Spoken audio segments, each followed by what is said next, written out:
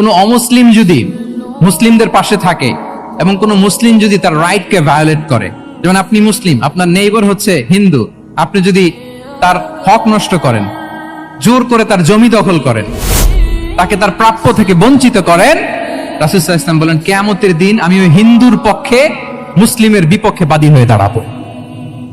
আল্লাহু আকবার। রাসূল সাল্লাল্লাহু আলাইহি ওয়াসাল্লাম ওই হিন্দুর পক্ষে, আমি রাসূল সাল্লাল্লাহু আলাইহি ওয়াসাল্লামের উম্মত, আমার বিপক্ষে দাঁড়াবেন। আল্লাহু আকবার। What a marvellous statement. আল্লাহু আকবার। সংখ্যালঘুদের উপর যদি কেউ কোন মুসলিম অত্যাচার করে, রাসূল সাল্লাল্লাহু আলাইহি ওয়াসাল্লাম বলেন তুমি আমার উম্মত হতে পারো কিন্তু তোমার পক্ষে না, আমি ওই মাজলুমের পক্ষে কিয়ামতের দিন দাঁড়াবো।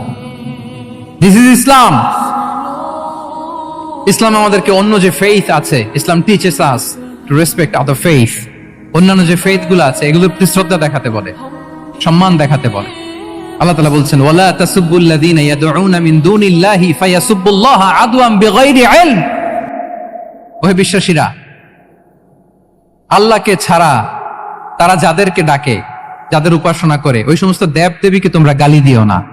ফলে রাগান্বিত হয়ে অজ্ঞতাবশত তারা আল্লাহকে গালি দিবে। কথা বুঝতে পেরেছেন?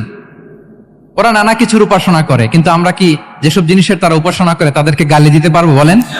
আল্লাহ স্পষ্ট করে বলেছেন খবরদার তাদের দেবতাদের গালি দিও না, তাহলে ওরা আল্লাহকে গালি দিবে। তাহলে কেমন যেন আল্লাহকে গালি খাওয়ানোর কারণ হলাম কে?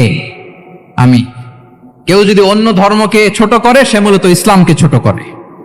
আই রিপিট, আমি আবারও বলছি, যে অন্য ধর্মকে ছোট করে সে ইসলামকে ছোট করে। তাহলে অন্যান্য যে ফেইথ আছে এগুলোর ব্যাপারে আমাদেরকে শ্রদ্ধাশীল থাকতে বলেছে ইসলাম।